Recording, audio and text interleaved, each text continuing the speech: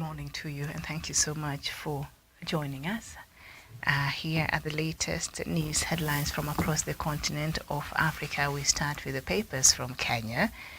The Daily Nation, Ruto, Raila clash on ceasefire deal. Azimio chief takes issue with the president's statements on Sunday, arguing that it fell short of what had been agreed upon by their team of negotiators, insist that Parliament cannot address all their core issues, and suggest a process akin to the 2008 National Accord. The stories on the back page of the Daily, no, not on the back page, on page 4. And the Daily Nation now, adult filmmaker, president, and 130,000 US dollars in hush money in her 2018 tell-all book Full Disclosure. Daniels, whose legal name is Stephanie Clifford, recounts her encounter with Trump at the Nevada Golf Resort. That story is on page 27. Miranda sent my son home. I found his body at mortuary gate.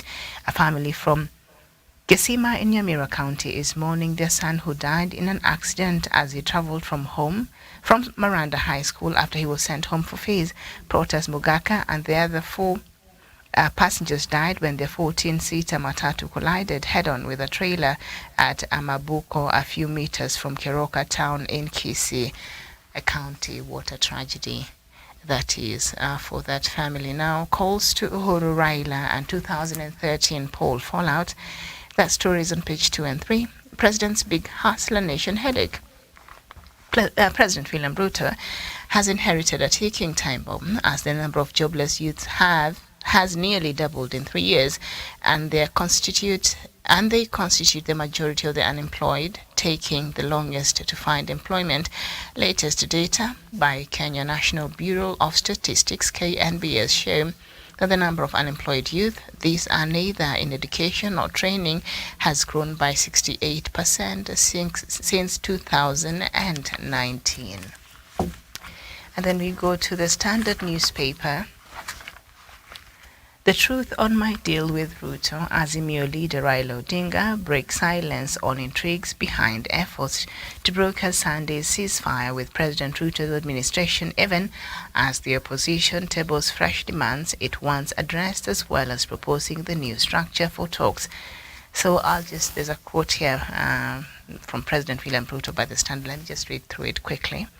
The history we have of handshake is where there was a fusion of government and the opposition, and the results were very disastrous for Kenya. There wasn't any accountability. The whole system went rogue. That is what President Ruto is saying. And Raila, opposition leader, is quoted as having said, "We have never talked about a handshake. That is a language coming from the other side. Tell Mr. Gachagua I don't even want to shake his hand." Okay. Now here are what Azimio they want. I think 5 of them have been highlighted here. Let me go through them quickly on the Standard newspaper. The first one is the cost of living. Addressing high prices of commodities is urgent and can't wait. The second is election service. Auditing the 2023 election service is necessary and urgent. The third one is a new IEBC. Institute reforms and reconstitute commission for future polls. The fourth one is multi-partyism. Kenya Kwanza ceases buying of MPs, those that have crossed to go back to respective parties. And the fifth demand from Azimio is mode of talks. Parliamentary process not enough, suggests a talk similar to 2008 National Accord. Coons, Biden's fixer who struck bases for Kenya's truce. The man who quietly came to Kenya last week struck a basis for political truce and left without a word is the quintessential smooth operator. That's right. That story is on page 4. Kenyans faltered on power use, and then another school in Kakamega shuts over tainted food. Donald Trump in the dock and rivals Baka, real in Copa del Rey clash. That is on sports page on page 40. And then the Star newspaper, the main headline, Raila makes demands, threatens fresh demos. Okay, now Azimio wants talk similar to the 2008 National Accord discussion. And then Ruto in Rwanda for state trip. Raila visits the injured. That is the pictorial of the Star newspaper. Kenya's fertility treatment too expensive. That is according to statistics from World Health Organization. Expect more rains till May. That is what our weatherman is telling us. And girl goes to collect her debt. 5 days later, she's floating in a well. What is really going on? And I think that's what we have on the front pages there. Let me just see if I can give us some other news making headlines from across the continent. The News Times from Rwanda. Kwa Dubai estate residents speak out on substandard houses, and Rwanda, Kenya sign raft of bilateral agreements. And Nyaruguru, the role of ECDs in curbing stunting and malnutrition. All right. The Citizen from Tanzania. Concern over East Africa manufacturing slide. Queries are being raised about a slowdown in growth of manufacturing value addition within the East African Community bloc. And then Tanzania shines in digital shift. Then CAG queries expenditure of COVID funds. The Daily News as well from Tanzania. Samia wins Bunge accolades. Democracy, and then economic diplomacy. Prime Minister wants expedition of D by D policy, and why TRA fetched 5.9 trillion Tanzania shillings in third quarter. Barua. The Daily Monitor from Uganda. Online money lenders preying on Ugandans. Okay, I don't think that it's worse than Kenya here, but I think this is becoming a problem that needs really to be addressed, and maybe proper policing and regulations put in place. House flipping when you buy low to sell house, and ghost circles share 30 billion Uganda shillings PDM money. The New Vision from Uganda. Minister arrested over iron sheets accused of abuse of office. Deputy Nandutu returns diverted items. What a shame. Okay. The Herald from Zimbabwe. Gold mafia heads to roll. And I think I do have that communication from the Zimbabwean government in response to that investigative piece that was done by Al Jazeera. The government of Zimbabwe, I think, responded yesterday. President to lead Uhuru Day tree planting. All right. And then Newsday from Zimbabwe. Government probes gold mafia kingpins. Chamisa books rematch with ED. The Daily News. It is sink or swim for CCC bigwigs as party chooses its candidates for upcoming polls. The Guardian from Nigeria. Federal government Obi trade accusations on treason charge. Mohammed Obi fanning insurrection, and then Obi demarketing me not good for Nigeria. Don't misinform international community. That is according to Labour Party, and they're cautioning Mohammed. And then representatives condemn interim government plot, task security agencies on vigilance, and then test for Nigeria's Themis as Trump faces trial. Nigeria's capital inflow buckles under rising risks, monetary tightening. That is also the other nation. Federal government.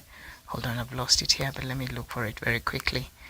The nation, federal government, OB, that is action treasonable. Polls integrity intact. Soyinka decries that is TV chat. OB denies it all. All right, so let's cross over to some other headlines from the other part of the world. Yeah. The UK, the Daily Telegraph. Trump under arrest. And then Prime Minister to protect biological women under changes to equality law. All right, the Daily Mail. Trump's hush money plot to bury scandals. And Rupert Murdoch, 92, breaks off engagement. He was engaged to this younger lady. He is 92. So apparently he has broken off that engagement. It's a smart man. The Times. Trump in the dock. All right.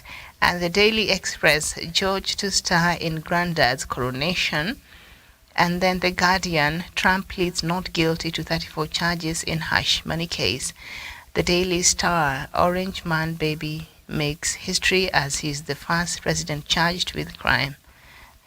Okay, the Daily Star is a tabloid, so they're calling this former President Donald Trump, Orange Man. And then the main headline there is Big Lead Trouble. For sure, that is. Okay, so we're just going to leave that there. Let's see if I can get us a bit of some sports news, and then we can get into the news this morning. At the back page on the Standard newspaper, Basa, I don't know how you say it, Real renew rivalry once again. Swan rivals meet for the 5th time this season in the Copa del Rey semis today. Catalans have a first leg advantage as they welcome their rivals to Camp Nou.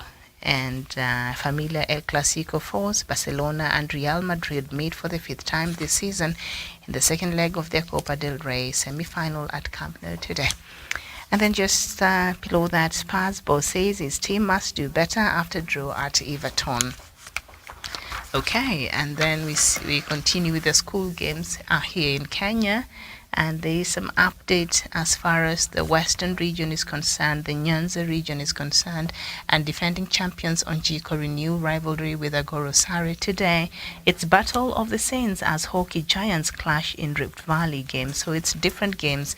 We have basketball, we have handball, we have hockey, rugby 15s, and all that. And so that's where we nurture our talents and skills in sports here in the country. So we have very robust sporting events and calendar for the high schools here in Kenya.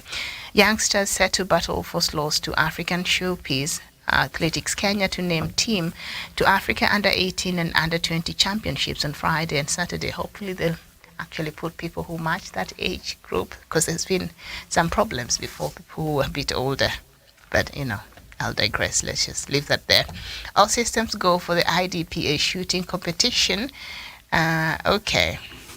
So Akiba Lift Bet Power tournament in Nairobi.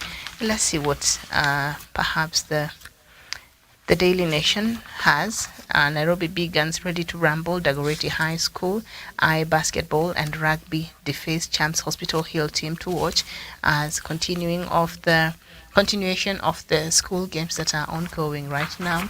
And then construction of water stadium in 6 months, time left at 6s and 7s. So 6 years and 350 million Kenya shillings, not US dollars, 350 million Kenya shillings. The now famous proposed sports facility in Makueni is an abandoned building site. And how do we account for the 350 million Kenya shillings? This is not good. So hopefully they will salvage that. It's called there's a name for that. Messi may leave PSG at the end of the current season. Lionel Messi is much more likely to leave Paris Saint-Germain at the end of the season than sign a new deal, a source close to the club said yesterday. The dynamics have completely changed, with PSG less pushing to renew his contract, the source said, adding that there was no deal, no exit yet, but exit much more likely. So Messi might leave PSG and Leopards confront Tusker. Gor Mahia play Sofapaka, that is in the local league here in Kenya. And Easter evokes memories of World Rally Championships of old. So I don't know if we are planning to have that this Easter. I guess not, because probably would have heard of it. But Easter was synonymous with rally events here in Kenya. I remember growing up, but that has since changed. So we're just going to leave that there this morning and turn our attention to other news-making headlines from across Africa and some conversations that I would like for us to have this morning. And EU and US monitoring implementation of peace in Ethiopia's Tigray. The EU Foreign Policy Chief said on Tuesday that the EU and the US were monitoring the implementation of the peace agreement in Ethiopia and will only gradually restore their relations with Addis Ababa. A peace agreement signed on the 2nd of November 2022 in Pretoria ended 2 years of brutal conflict in the northern Ethiopian region of Tigray between federal government forces and rebels of the Tigray People's Liberation Front TPLF. The conflict has claimed some over 500,000 lives, according to the United States. Now, this is what Joseph Borrell, the EU foreign policy chief, was quoted as saying, first of all, in Ethiopia, this was a major crisis, and now, fortunately, things start to move towards solving it. That's one of the rare good news that we have in the world, and to sustain the current progress, the EU and the US must continue working hand in hand. The message to both the government of Ethiopia and Tigrayans is to make them understand that we are watching the settling of the conflict and will only normalize our relation in a gradual way, step by step. Okay, so it's interesting that the EU and the US, and especially the EU and the US, because I think they also sent their representatives around January to monitor the same and to try to call for accountability. The US, Anthony Blinken, the Secretary of State, was there a couple of weeks ago. And, during the period, the 2-year period of that conflict, Ethiopia was not paying them any attention. And so it is the efforts by some regional bodies here in Africa, I think led by the African Union, that brought about the peace deal that we saw. Of course, perhaps they were also getting some pressure from the US and, the UK and all that. But the EU, the US, they did not have a play in this conflict and solving this conflict because we know that they fell out with the Ethiopian government. The Prime Minister, Abiy Ahmed, did not want to hear anything to do with them. And so sometimes when solving a problem or when solving a conflict, our history has taught us that perhaps not involving the international players in maybe the negotiation process or the diplomacy process sometimes helps things, because when you bring these other external actors, from history and what we have observed in the different conflicts that are at play around the world, when other actors, especially not from that region but from outside, assuming we had EU also actively trying to find a solution for the Ethiopian conflict, or the US, or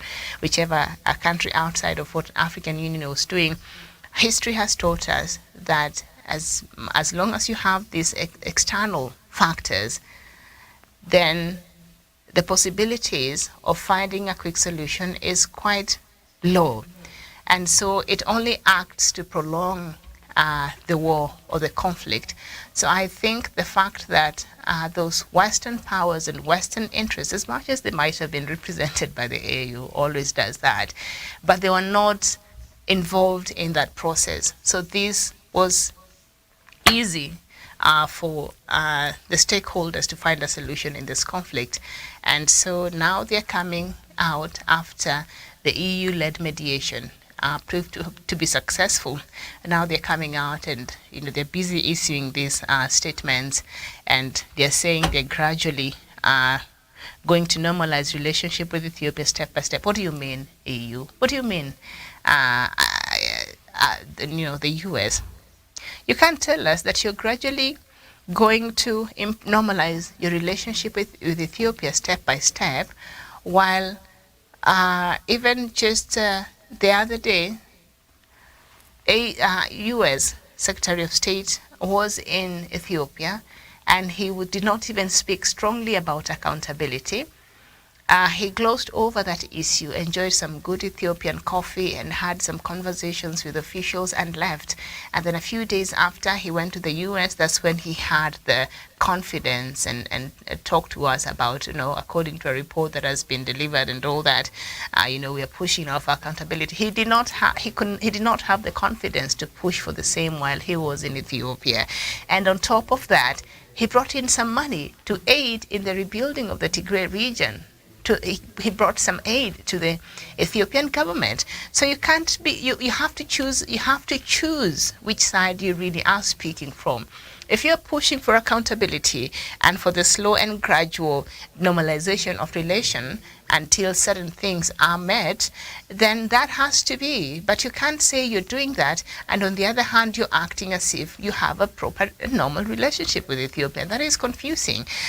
EU and the US. So I don't know if whatever it is they're saying or they're doing will have any impact, because we've seen Ethiopia really, after the mediation process, I think they have taken over this mediation process, which I think is something that should be lauded.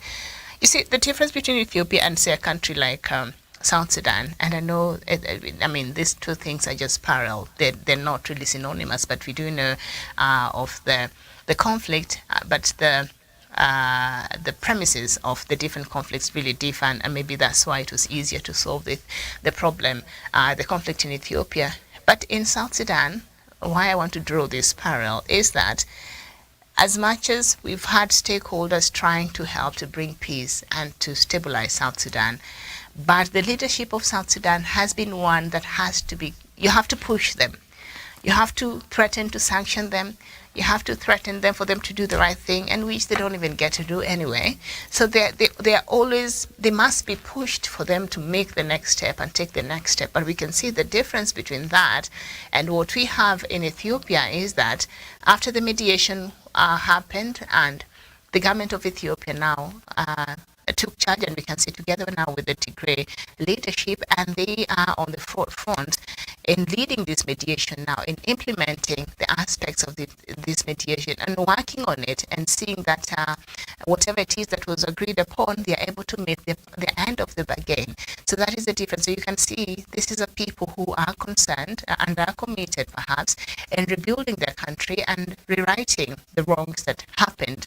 Of course, might not be possible right now, but probably that is something they need to do. I've repeatedly said that in this platform. That is something they need to consider and do in the long run. But you can see the difference is the commitment by the Ethiopian government, and we have to commend that. You know, of course, the 2-year war was unnecessary, and they both committed atrocities. That is something that we should not forget.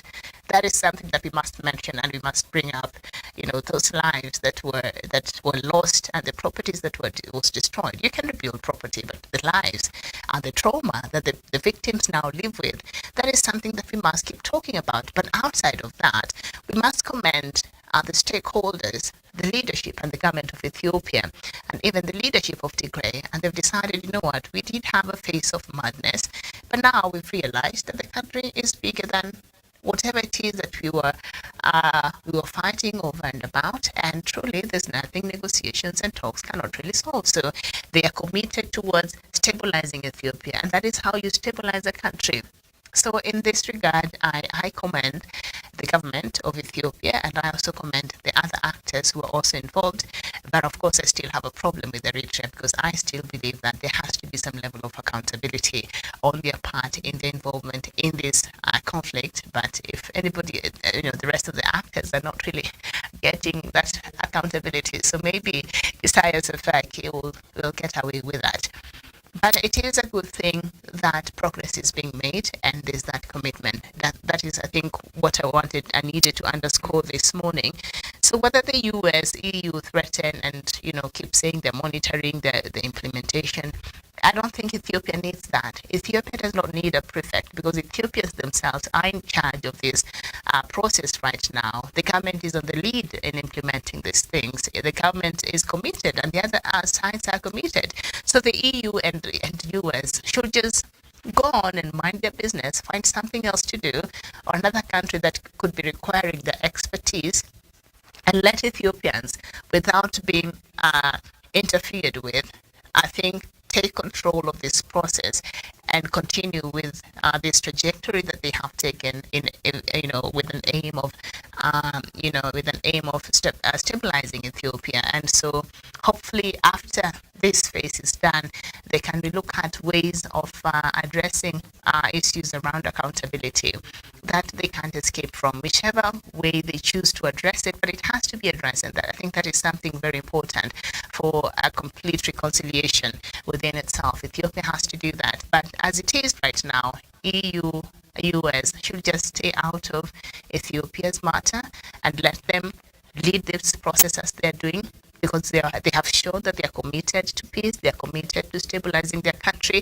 they are committed to doing the right thing. The government is committed. We've seen the Tigray side is committed, and everything that had been agreed upon during the signing of the cessation of hostilities in November, that agreement in November 2nd, that was led by former president of Kenya, President Uhuru Kenyatta, and the former president of Nigeria, Olusegun Obasanjo. I think they did a great job, but that could not have been successful if at all there was not that cooperation, especially from the Ethiopian government. I think that is commendable. So since they've been able to cooperate very well, they've taken over and they're pushing and they're leading this process, and they seem to be making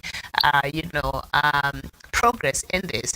And I think this is the point where the EU and US needs just to mind their business and let Ethiopians figure out their lives and figure out their problems.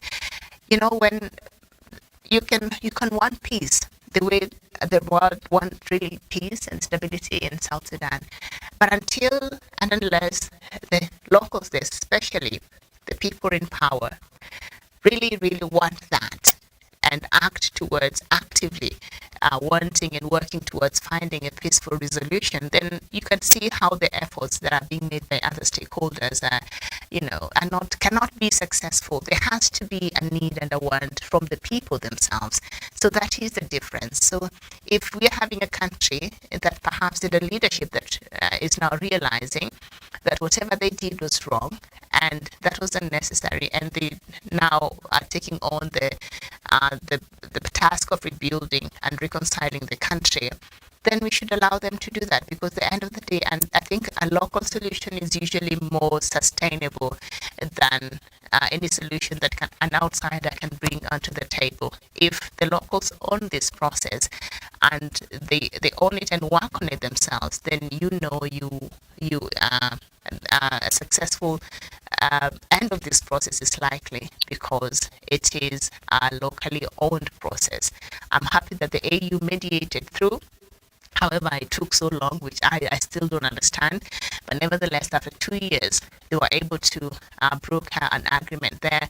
But now, can we just allow Ethiopia to just do that part that they need to do for themselves?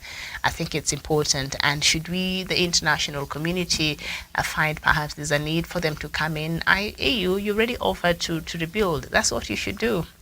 US, you already offered and committed to give Ethiopia some money. That's what you should do. But for you to keep on coming and announcing how you're monitoring, and then you're seeing how they're working, and then you'll gradually normalize your relations with Ethiopia slowly. You already have a relationship with Ethiopia. That didn't seem to have been affected so much. And during that 2 years, what is it that you do? What was your contribution towards finding a lasting solution in Ethiopia? You couldn't do that. Abiy Ahmed could not even hear you out. You couldn't even give proper sanctions, put proper sanctions on Ethiopia when you were supposed to do that. You couldn't do that. So now that madness has stopped and they're rebuilding their country, now you feel the need to keep issuing out these statements. Like, leave that alone. Find another country that requires your services, I think. But you can give your money. I think Ethiopia needs it for the rebuilding of that part in the northern part of Ethiopia. But otherwise, as the international community sometimes should just learn to mind their business. I'm trying to be diplomatic this morning. Okay, let me just move on from that story. We head over to the Democratic Republic of Congo. And from the first concerned to the Catholic bishops, through political parties and civil society associations in the Democratic Republic of Congo, positions are being taken against a controversial bill on conjoinity. Let me explain. This bill, known as the Shiani Law, Named after its initiator, Noel Shiani, himself a candidate in the 2018 presidential elections. Okay, I can't remember his name. I only remember three. Martin Fayulu, Felix Tshisekedi, and another candidate that had run through Joseph Kabila's party. I've also forgotten that. He could be this Shiani. But anyway, submitted to the National Assembly in July 2021, this text, considered dangerous by its detractors, was quickly dismissed before returning to the public debate after the announcement in March that it will be included in the program for the current parliamentary session. Feeling directly targeted by this bill, members of the Association of Mestizo in the Congo, also abbreviated as ASMECO, demonstrated in front of Parliament building and filed a memorandum on Friday last week in which they expressed their opposition to this discriminatory law. This proposed law on Congoleseness, they said, is unfair, ambiguous, and aims to harm category of Congolese. In its written in the text consulted by AFP, in order to preserve peace, harmony, this is what this bill says, in order to preserve peace, harmony, tranquility, and cohesion among Congolese, this is what ASMECO said, this group that is protesting this new bill.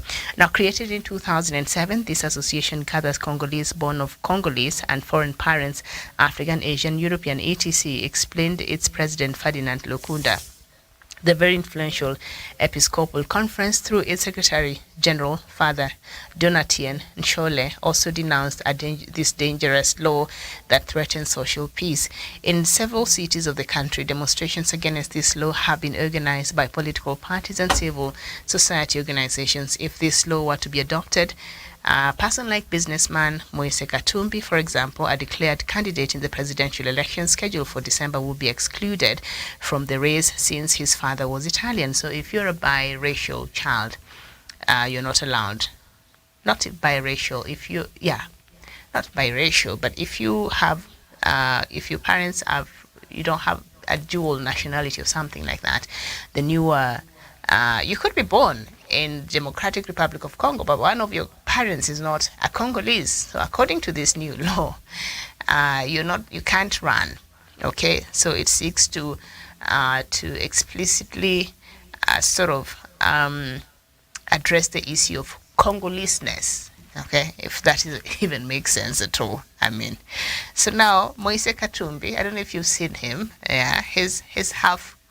He's Congolese, but he's biracial, and one of his father is Italian. Okay, so now interviewed on Monday by AFP, the provincial deputy of Kinshasa and communicator of Mr. Katumbi's party thinks that the bill is in reality a trap of the power to proceed to a constitutional revision with vague outlines. With it, he said, we are forbidden to marry nationals of other nationalities. They want to pass the idea that the children of mixed marriages have a denatured blood. That is unacceptable. He also said, in the recent history of the DRC, Congolese whose parents were not Congolese have held various positions of responsibility and have run for president. So this bill seems very targeted. So I don't know if they speak on being a Congolese and also maybe married to a Kenyan or another country, because I think if we should have one book rule for everybody, but apparently it is a discriminatory law, which I think we live in a world where we have gone so far as the issue of cohesion and just is concerned. So for Congolese to want to even have this kind of a bill, I think maybe they could consult, because I think in Kenya we have a bill that says it does not discriminate you upon, based on your racial or where your parents came from or whatever, but you must have been born in Kenya, you must have been born in Kenya, and also one of your parents is Kenyan, I think, but you are allowed, you cannot be discriminated upon in that. So this law, has received a lot of opposition because it is said to be more dangerous. And when you think about it, and also the ethnic balkanization that has formed part of the the factors that are fueling that law. That there's some other Congolese who are not considered to be completely Congolese. They're considered to be from Rwanda and all that. This law might have effects on different areas of a country that is already struggling with its ethnicity. So I think this is not good for the country. But at this point, Moise Katumbi might have it rough should this bill be passed, because his father is Italian. So it's like they're saying you're not good enough to lead us if you are not completely, your parents are not both Congolese. So I think this is discriminatory. You would think in this day and age we have moved forward with certain things, but apparently not. So anyway, now I guess you're wondering how rich your city is. An investment migration consultancy, Henley and Partners, published its annual ranking of African cities with most wealthy residents in its Africa Wealth Report in collaboration with New World Wealth. New World Wealth. We have New World Wealth. Sounds like the new money. Now, the report provides a comprehensive review of private wealth in Africa, including trends in high net worth individuals, luxury and wealth management, as well as expert insights on investing in Africa, the migration sector, investment and economic mobility on the continent. So they put their top 10 richest cities in Africa, and the ranking is based on a number of millionaires based on US dollars living in the cities. Johannesburg leads with 16,600 millionaires in US dollars, and the city of Johannesburg, established during the Witwatersrand gold rush of 1886, holds the title of being the richest city in Africa. Its affluence is primarily centered in Sandton, where the JSE, the biggest stock exchange, Johannesburg Stock Exchange, the biggest stock exchange on the continent and the headquarters of many major African banks and corporations, are located. The city's principal industries consist of financial services, encompassing banks and professional services such as law firms and consultancies. So Johannesburg is leading in Africa as the richest city, based on the number of millionaires it has, and it has about 14,600 millionaires in US dollars. And then followed by Cairo, that is the capital city of Egypt, situated on the banks of the Nile River. Cairo holds significant historic importance, as is renowned as one of the most crucial cities globally. It also boasts the highest number of billionaires of any other African city. Cairo's primary industries encompasses financial services, telecommunications, retail, tourism, and basic materials. And then Cape Town, back again to South Africa, with 7,200 millionaires in US dollars. The urban center boasts of Africa's most luxurious neighborhoods, namely Clifton, Bantry Bay, Fresnay, Landunyo, Camps Bay, Constantia. These areas have the highest prime residential rates on the continent, comparable to cities like Washington, D.C. or Berlin. Additionally, the city is host to top-end lifestyle estates like Steenberg, Atlantic Beach, and Silverhurst Estate. The major industries thriving in the area are real estate and fund management. Okay, and then the fourth richest city in Africa, with the highest number of billionaires, fourth largest number of millionaires, Lagos, and it boasts of having about 5,400 millionaires there. With regard to its population, Lagos stands as the most popular city. I don't know why I expected Lagos to have more, but apparently it's the fourth. And Lagos stands as the most popular city in Africa and serves as the primary economic center for West Africa. The affluent neighborhoods of Lagos consist of Ikoyi and Victoria Island. The major sectors of the city's economy include basic materials, oil and gas, transportation, and financial services.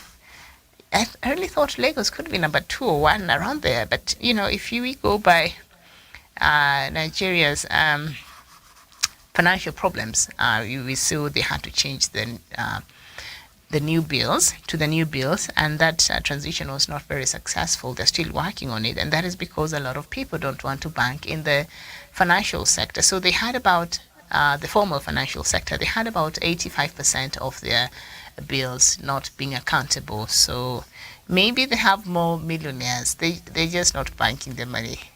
So maybe now they'll start banking, and then next time we might have more millionaires from Lagos. And then Nairobi came in at number 5 with 4,700 millionaires. One of the world's fastest growing cities, Nairobi serves as the economic hub for East Africa. Some of its affluent areas are Runda Estate, that's right, Lavington, Ketisuru, Karen, and Muthaiga. Nairobi's major industries comprise financial services, real estate, tourism, media, clothing, textiles, processed foods, beverages, and cigarettes. Huh?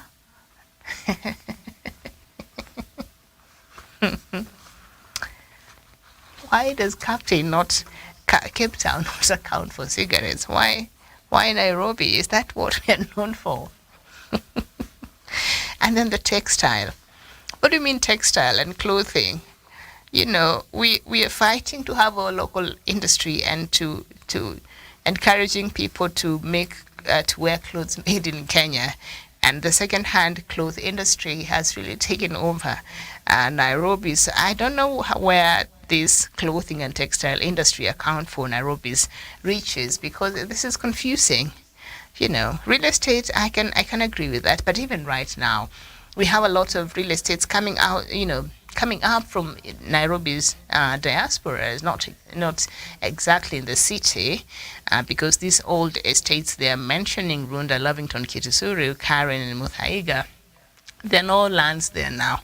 So people are buying lands from the peripheral areas around Nairobi to build. But apparently the real estate accounts for Nairobi's wealth and financial services. Financial services, I can agree.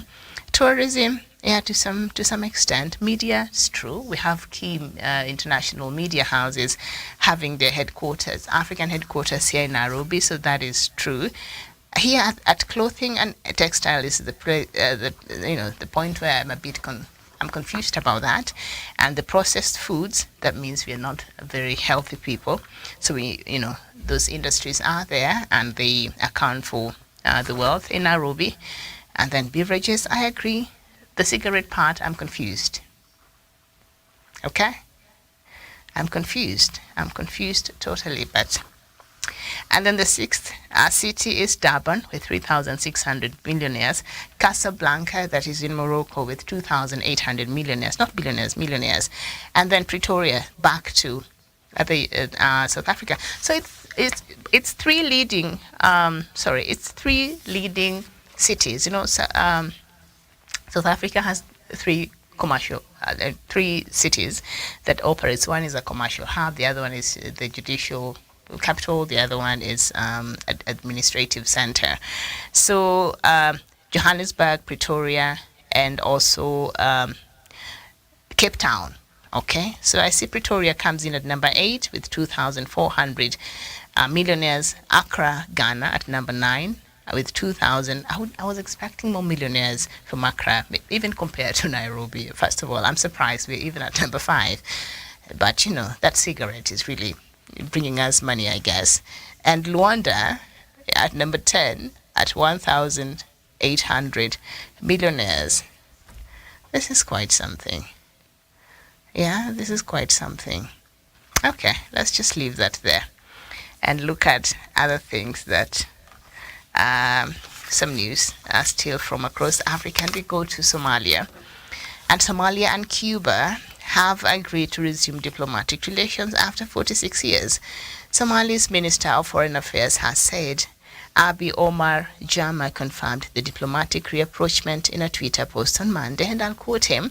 Having established diplomatic relations between 1972 to 1977, we welcome the resumption of diplomatic relations with the Republic of Cuba, governed by cooperation and mutual respect, he wrote.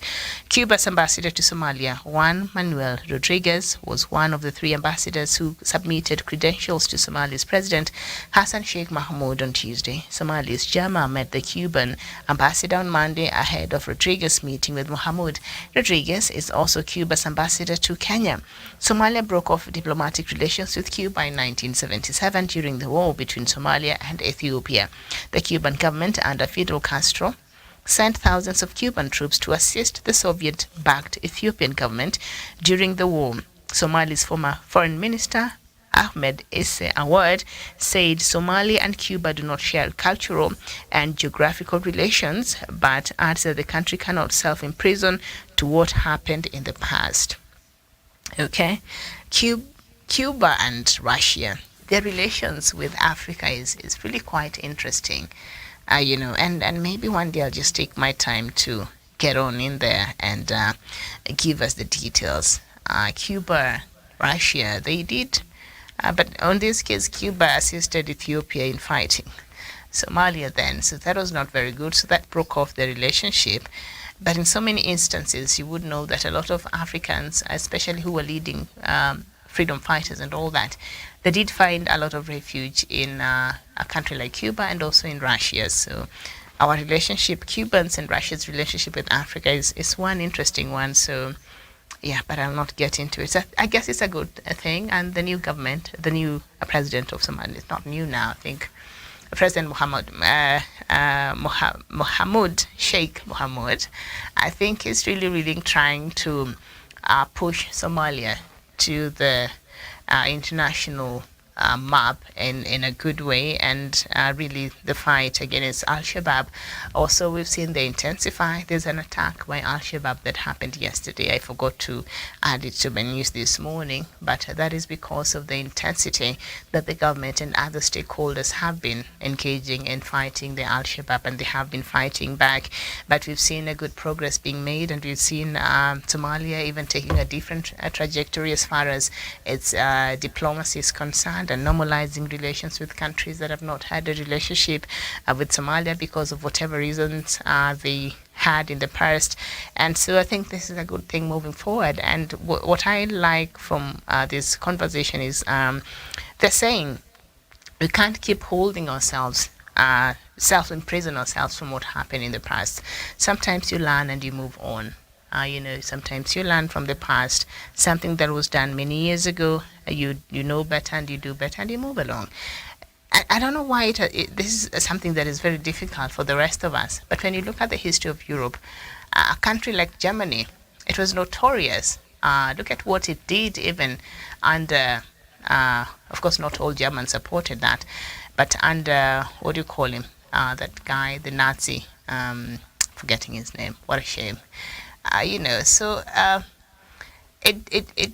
The things that it did, but that has not deterred Germany from the leadership that came after that, taking responsibilities, and Germany and Israel today have the best of relations, So that could have been reason enough for them not to have a relationship over what Hitler did at the Auschwitz camp. If you watch that documentary or read about it, it's really something. Jews were being taken to these gas chambers, and anybody else who had and who was not disabled, anybody who was disabled, if you had any type of neurotic disease like autism, anything, you're disabled in any way, you and the Jews were the same, so you're being taken to the chambers there at the Auschwitz camp. And I was watching some documentary.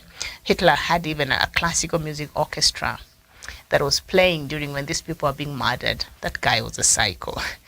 But I'm just saying, and also Germany was the beginning of the World War II, even World War I, Germany.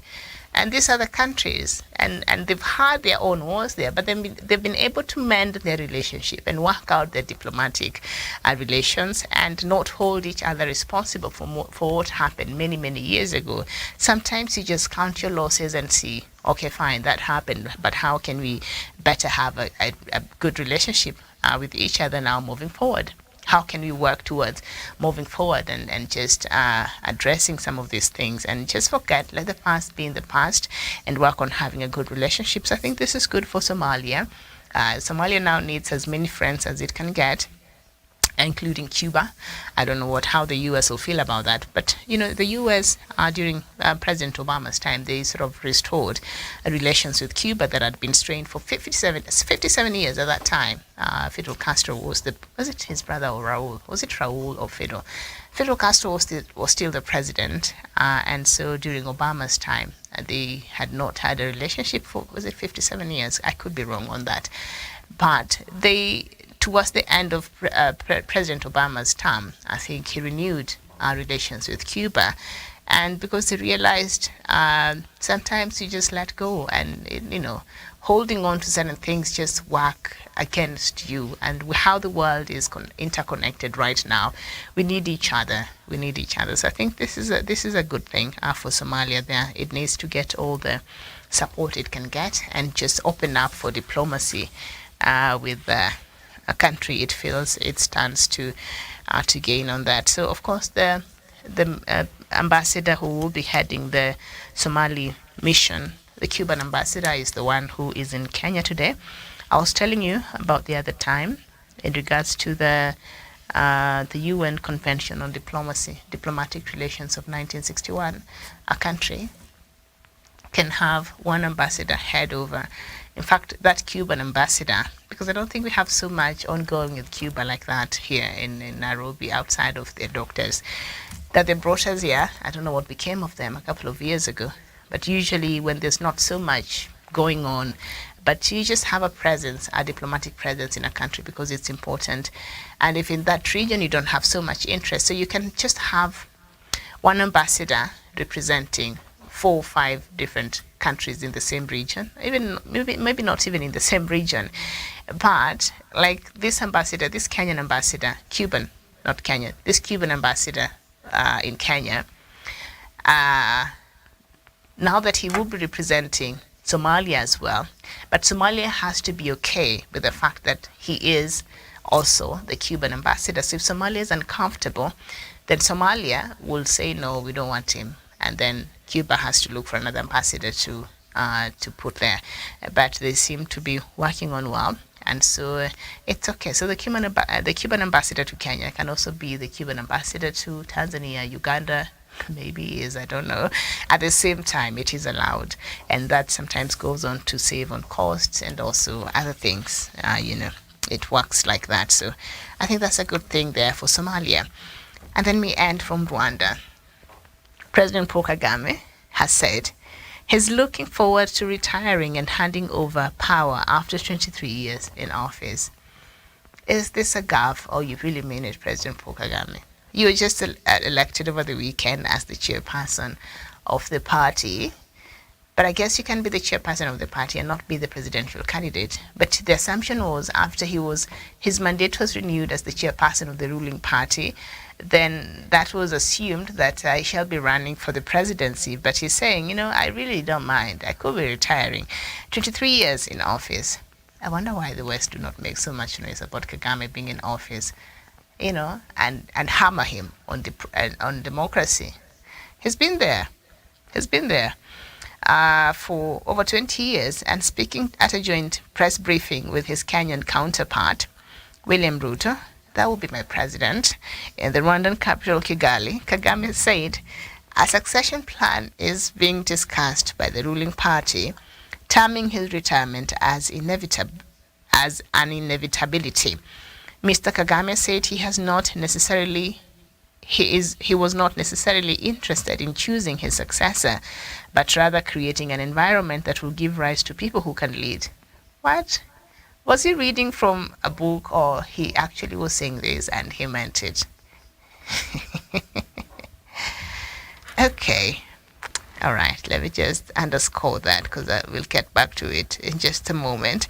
His comments come days after the country's ruling party, the Rwandan Patriotic Front, RPF, elected its first woman vice president. President Kagame retained the chairmanship position.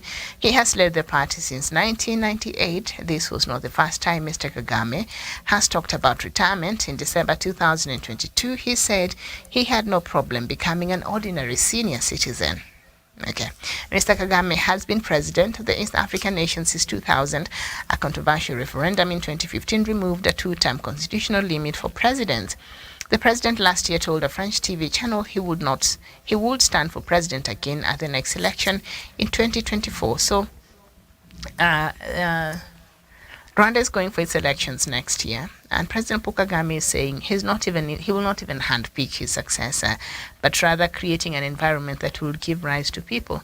So when are you planning to create an environment that will give rise to people who would rise to leadership positions? Because that is what you're supposed to have been doing, but that is not the case. So I wonder when this is supposed to happen. This is quite something. And he's saying he will retire and become a journalist. That's what he said he might need to do. He'll become a journalist. I'd like to see him become a journalist. Okay, hopefully the person who will be in power then will be a bit tolerable and will allow for freedom of press in Rwanda. Otherwise, you will suffer, President Kagame, if you become a journalist and you have somebody who does not support the freedom of media, or you still have the media operating the way it does operate in Rwanda.